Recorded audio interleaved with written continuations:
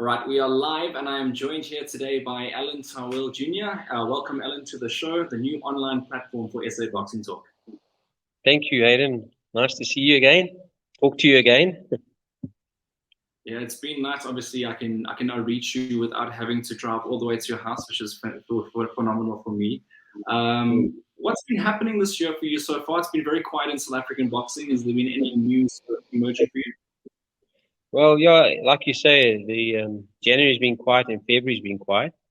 So the end of March, Bangile is going to fight, defend his SA mini flyweight title in Durban, the 30th of March. He was supposed to have defended it. It'll be against Kusa again, a rematch. He was supposed to have defended it in February, but they moved the date a bit later to the end of March. So I'm looking forward to that. And uh, when he wins, I say when he wins because he's been training extremely hard, totally committed. I'm hopefully working towards an WBA international title fight for him, and then obviously he'll be in line for a big one then. So that's exciting news for the camp. Before I get to the other guys, I just wanted to just quickly, while we're discussing Bangile and Nyangane, is sort of like in that zone now where he could potentially be fighting for a world title in the next couple of fights. I know that you have been positioning him to do so by giving him the right test. There's a lot of tests in South Africa locally, especially in the lower weight divisions. How far off do you think he is from potentially an eliminator or a world title, something like that? Honestly, I think from an eliminator, 2 fights. He's ready there, should he get a good win on 30th of March, the next fight, like I say, should be against an international opponent. He deserves it. He's really shone in that division, and he's performed well. So 2 or 3 fights for a world title, I'll be happy. He's rated in all 4 governing bodies in the top 15. WBA is number 8, WBO 13, WBC 13, IBF 12. So he's there, and I'm pretty excited about the next couple of months with Bangile. All right, and then I was asking about the rest of your fights as well, just before I stopped you there. So you can continue with the other fighters that you have coming up. Toweel, hopefully planning to get him a fight in in June in Limpopo. Hopefully I can get him on an ESPN against for an African title, either a IBF Africa or a WBA Pan African or even a ABU, because he's moved up to the junior welterweight division. It's a new division. He wants to capture their division, and I think the big name we're looking at eventually is obviously Normeva. And I know Normeva says we don't stop, we carry on, but big fights is what people want to see in this country. Big money fights, So one eye on that fight that Normeva has in the Bahamas that he's been advertising. Yes. Apparently he's fighting in May, from what I hear. So I'm hoping that he gets through that one, and let's see from there. The best have to fight the best. I mean, that's it. And the 2 best in that division, I know Prince Lomo is the SA champion. He's going to fight a mandatory against, I think, Marcus Lebogo. Yes. Yeah. And then thereafter, if he wants to choose a voluntary, he can choose Tofio Munyai, if he wants to, But Normeva is the big name we're looking at, and hopefully we can get to that stage. But in the interim, I'm trying to get him a fight end of June in Limpopo. If I can get him something before that, it will be cool. He had a good win now in December in the junior welterweight division, since that loss in September against Komanisi, which was not a loss in our eyes, but it's a loss. So he's back in track. He's training in the gym. He's ready, Yeah, I was going to say, I know that you feel as well, obviously on paper, the result did go to Lusanda Komanisi, and I know that you do feel that you did win the fights and you felt that you won it comfortably. Did that derail him mentally at all, or was it just, because he's a seasoned campaigner, did he come back and just things are back to normal again? You know what the problem is when you lose a fight of that stature? Then in your division, you get right down in the ratings. It affects a lot of things. You're no longer an SA champion.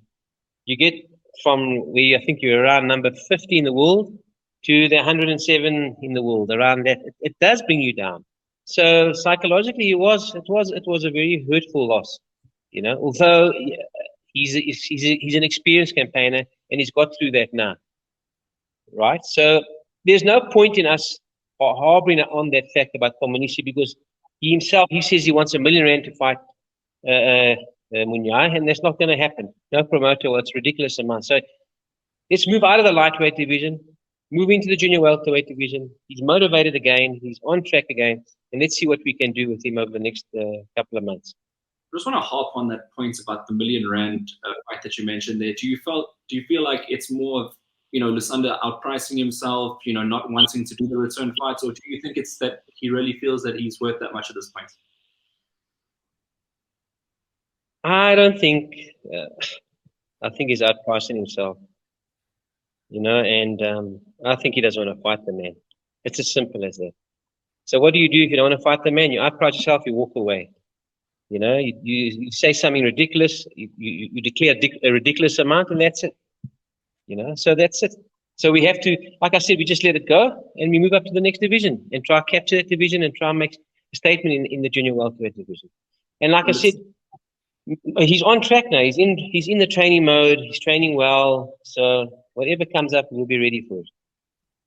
All right, so that'll be a nice super fight if Indongeni and Munyai do line up one day. It's sort of been a fight that was in the pipeline for many years, especially amongst the fans talking about it. So it'll be a special one if it does happen. You have more fights, if I'm not correct. There's been a couple of other announcements in March. Got Tuviano Weberji, up-and-coming cruiserweight. It will be his 5th fight on Boxing 5 Promotions. And it's great to see that Larry Weinstein and Abby Amnisi, who's the matchmaker, getting these guys fights. And hopefully it's a continuous thing, So it's a development fight. He's still young. He's only 22 years old, 6-rounder. And let's see how he does, But I think I've got faith in him. He seems to have something. But let's see how he progresses after that with this fight. Unfortunately, he was supposed to fight in December last year, but he contracted COVID. So we had to pull him out, So I know a lot of people do talk about the young undefeated prospects. He's another one of those young undefeated prospects. You mentioned last year in an interview I did with you that, you were not necessarily excited about all the young prospects. You'd like to see a little bit more loyalty in the boxers and a little bit more consistency in the training. This year, do you feel the same way or a little bit different perhaps? No, I feel the same way. I think we must just, from my perspective, these guys have to prove themselves. They have to prove themselves here in the gym by training regularly. They've got to prove themselves when they fight. And they've got to prove themselves in their relationship with the manager and trainer. If they're willing to willing to continue the path of loyalty and hard work and commitment and sacrifice, then we can start boasting more. Not boasting. Improve. What's the right word?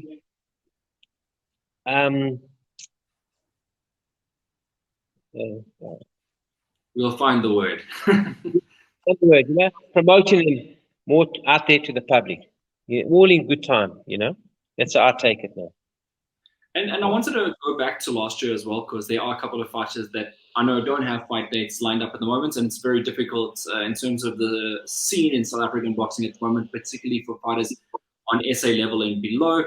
A guy like Jeff Magagane, who lost his SA title last year with a subpar performance. What happens with a guy like that? Jeff's rated number 2 in the South African ratings, It's solely up to him now. How hungry is he to get back into training? How hungry is he to want to fight again? It depends on him, When he fought Asanda Ginki, won the SA title, he was excellent. I mean, that was the best I had ever seen of Jeff. Then he goes and fights Bachi, and then he gets stopped in the 2nd round. And the work that he put into that fight was nowhere near compared to the work that he put into that Asanda Ginki fight. And that inconsistency, it doesn't gel well in boxing. So I believe if he, in his mind, wants to put everything into the last 4 years of his career in boxing, he's got to start doing it now. And if he does it, if he gets on that mind, has that right frame of mind to train diligently, to be committed in all aspects of his life, then I have no doubt he can go back again and challenge for the SA title. But it's solely up to the individual. You as a man, you as a trainer, your role is there to motivate, to guide, to match your fighter, to protect your fighter. But you can do so much because I can't get in the ring. He's the one that has to get in. He's the one that has to come and train regularly. He's the one that's got to put everything into the training, you know? So that's what it boils down to. And I do believe he has the ability to do so. He showed it in the Ginky fight, you know? And I thought it would be that consistently, but didn't prevail. So we back again. So we start all over again. It's and slowly up. The other side, which when you talk about consistency and training hard, you know the likes of Rufio Nomushunga, who always puts in a great performance, whether he wins or loses. You know the performance is always like he's putting his life on the line. You see, that's another thing. He's not as talented as Jeff is, but his hard work, his work ethic, the consistency in training, the fact that he doesn't misinterpret his opponent. He respects his opponent. Every fight is like a world title fight for him. That hard work that he puts into that makes him put up good fights, whether he wins or loses. And some of his losses are so controversial, you know. They're close losses, you know. So that's a difference. That's why he's still there and he's still ready for the next fight, you know. And that's where we are. And we did have the Gauteng boxing licensing recently. Did you turn anyone pro this year? No, not at the moment. No. So same team was last year. Sorry? Yes, the same. I'm happy with what I've got at the moment. I prefer the smaller stable, you know. You give more time, maybe not too much of a big stable. It's you're not able to give that time and attention that they deserve, that each fighter deserves, you know. And so I'm happy with what I am doing at the moment. And has there been any changes in terms of boxers not being with your camp this year? No. Everything's on track. We're all on track. Everything's on track, and we're moving on in the right direction at the moment. Okay. Any boxers that I haven't spoken about, or that we haven't spoken about, that's got something lined up, or is preparing for something? Vusi Ngamu, who's fighting on the 10th of March on Boxing 5. It's an 8-rounder. Luckily, he's been training regularly. This is a short notice fight, you know, against what's his name, Molochwa, I think. Yeah, it's an 8-rounder. He was with me for a while, then he went off. Now he's back again after 2 years. So he wants to make a statement in the junior featherweight division. I think his mind's right now.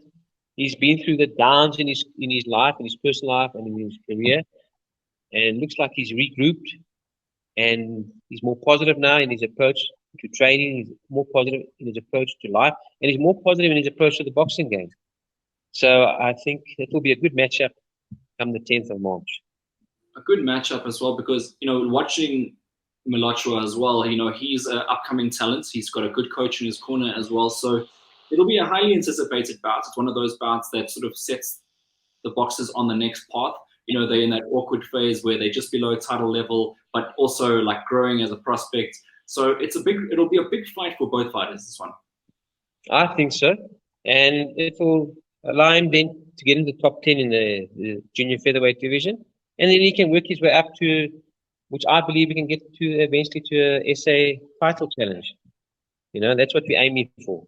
And like I said to you before, the SA title is such a prestigious title to have, because you've got the power to negotiate with promoters. People want to see South Africans fight one another.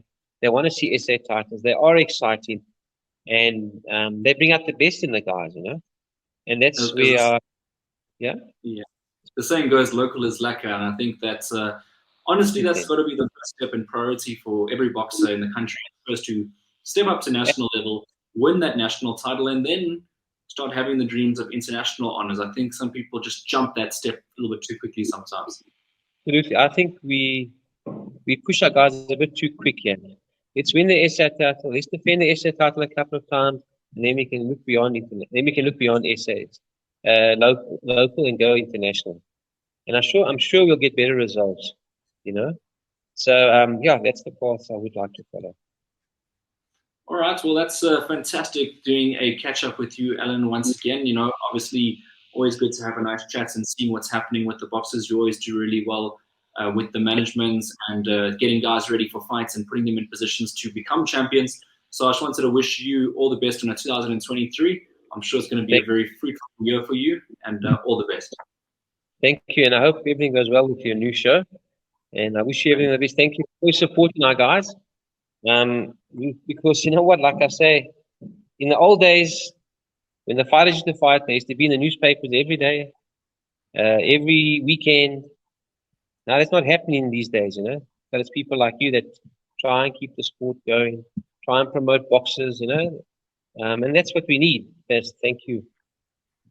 Thank you very much for that. We'll try our best. From my side, I'll keep the consistency now that the year is sort of beginning and we've got fights coming up again. So happy to do so. Thank you very, very much again, Alan.